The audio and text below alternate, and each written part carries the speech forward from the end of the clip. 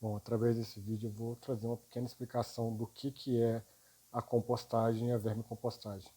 Como eu já expliquei no vídeo anterior, a produção de culturas agrícolas ela é altamente dependente de nutrientes.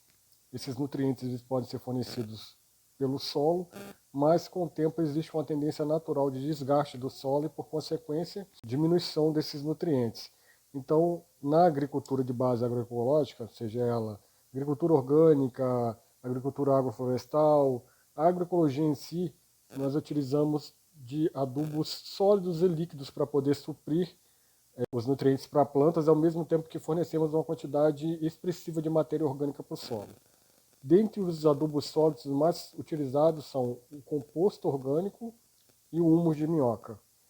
O processo de produção desses adubos é conhecido como compostagem e vermicompostagem. Tanto a compostagem como a vermicompostagem ela pode ser produzida dentro das residências ou fora das residências. Quando a produção ela é em pequena escala, nós podemos usar de recipientes para produzir esses adubos orgânicos sólidos. Existem hoje em dia alguns modelos de caixas comerciais, a gente chama de composteira, né? Essa composteira comercial, ela é dividida em andares. Então você a cada semana você preenche um andar, desce com ela e coloca outro andar em cima, vazio, para você preencher de novo. O último andar dessa composteira é um reservatório que capta o chorume. Naturalmente, durante o processo de compostagem, de vermicompostagem, a matéria-prima, essa matéria orgânica, ela libera um líquido escurecido, preto na verdade, né, que se chama de chorume. Esse material ele não é prejudicial à saúde humana ou à saúde das plantas. Pelo contrário, ele é muito útil, porque o chorume ele pode ser usado tanto em irrigação no solo, porque ali tem nutrientes também, quanto para pulverização foliar, como se fosse um adubo de reforço. Né? Você vai usar o composto e o vermicomposto no solo e você pode pulverizar as folhas da planta com um pulverizadorzinho manual, uma bombinha. Você pode aplicar na folha também, que ele acaba reforçando os nutrientes. Uma outra forma mais caseira de se fazer a compostagem é você fabricar uma composteira doméstica. Ela pode ser feita com baldes, esses baldes de manteiga, né, de margarina, que se usa comercialmente em padaria. Elas têm uma capacidade de 20 litros. Então, você tem que estar ciente de que os dois andares de cima, você vai furar o balde na tampa, dos lados e embaixo. No balde de baixo, que vai ser responsável por recolher o chorume, você vai furar apenas a tampa. O líquido escorre entre os baldes e se deposite no fundo.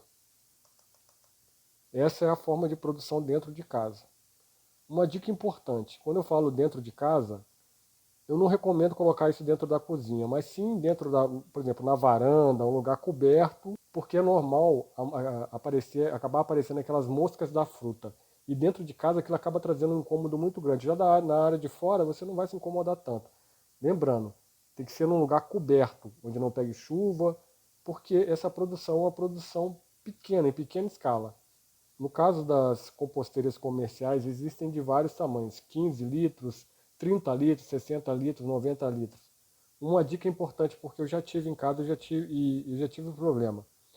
Se você mora sozinho, uma composteira de 15 litros é suficiente. Ela, ela vem em dois compartimentos de 15 litros e mais um reservatório. Já para quem tem uma família de 3 a 4 pessoas, eu recomendo o maior tamanho possível, que seria por volta de 90 litros. Porque em uma semana você preenche um andar rapidamente e você tem que trocar. Então, em 2 semanas você acaba completando a sua composteira totalmente. E esse processo de transformação é um processo relativamente lento. Leva por volta de um mês para ficar completo. Quando você coloca a minhoca é um pouco mais rápido. Mas você imagina, se em 2 semanas você completou a sua composteira, num mês são 4 semanas. Você vai ter mais 2 semanas que você não vai poder colocar nada, vai ter que jogar fora aquele material. Ou ir monitorando conforme for baixando e colocando. Mas você nunca vai conseguir ter uma produção eficiente de composto e vermicomposto. Para quem tem um terreno grande, tem a disponibilidade de fazer, eu recomendo você produzir a compostagem na área externa. Então existem algumas formas de você fazer essa compostagem. A mais comum é a compostagem em leira. Você monta uma leira no formato retangular e você vai depositando os materiais intercalados. Então você tem que lembrar, você tem que ter, basicamente, para fazer uma compostagem na parte externa da sua casa, você precisa de dois tipos de insumos, basicamente. Um insumo seco, que seria uma fonte de carbono, que seria folhas de árvores, paras de gramas, papel, papelão. Esse é um material seco, rico em carbono. Esse material seco ele corresponde a 70% da sua compostagem.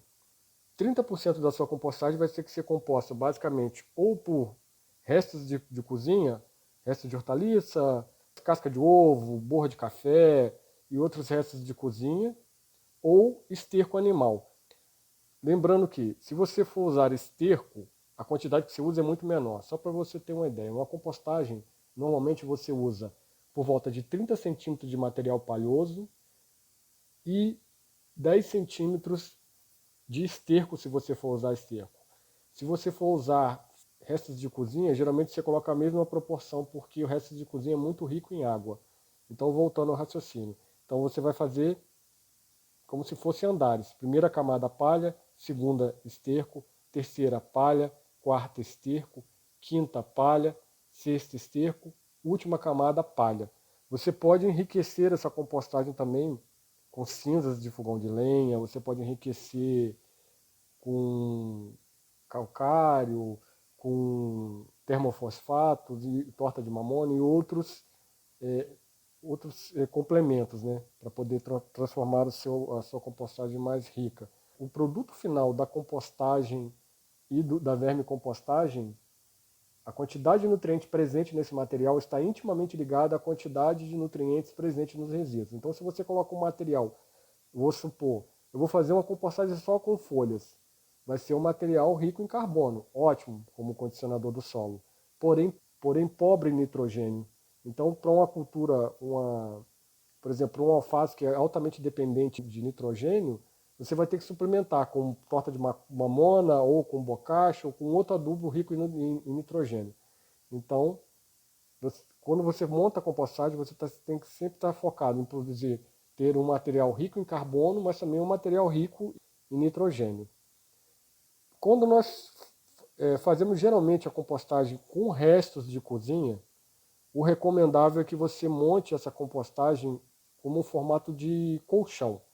Você monta uma camada palhosa, abre o meio e naquele meio você deposita o resto de cozinha. Cobre aquele material, aumenta as bordas da camada superior e coloca mais uma quantidade. Ou você pode fazer o contrário, você pode montar uma quantidade de mais ou menos 70 a 80 centímetros de material palhoso, de altura, abre o meio e vai depositando o quanto você tiver de resíduo. Quando você completar aquilo ali, você cobre e deixa fermentar. Esse é o processo. Uma outra forma de produzir na área externa seria composteiras de pallets. Você constrói alguns compartimentos, quando você completa um lado, você continua fazendo a compostagem do outro lado. O princípio é mais ou menos o mesmo. Material palhoso com material rico em nitrogênio. Uma outra forma seria uma composteira de tela. Você faz um cercado de tela, né, bem firme, e vai completando lá dentro com os materiais da mesma forma.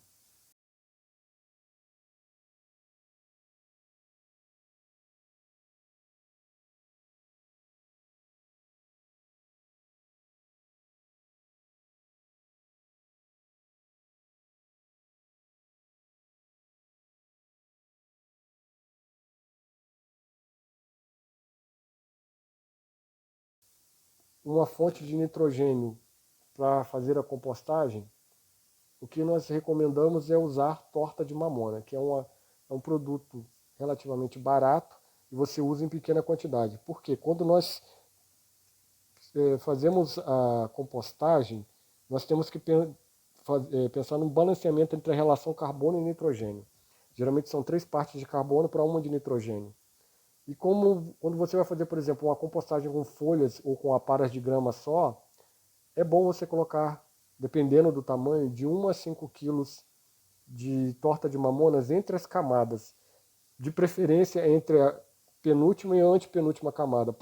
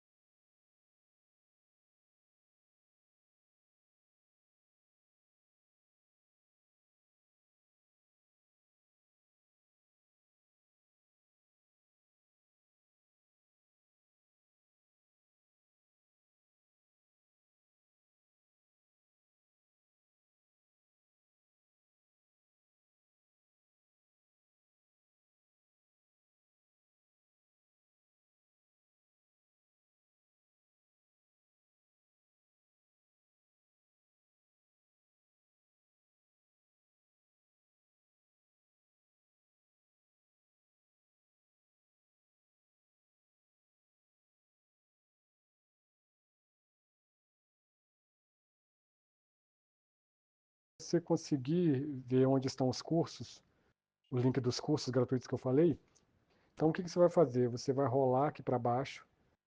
Aqui na descrição do vídeo você vai clicar em mais.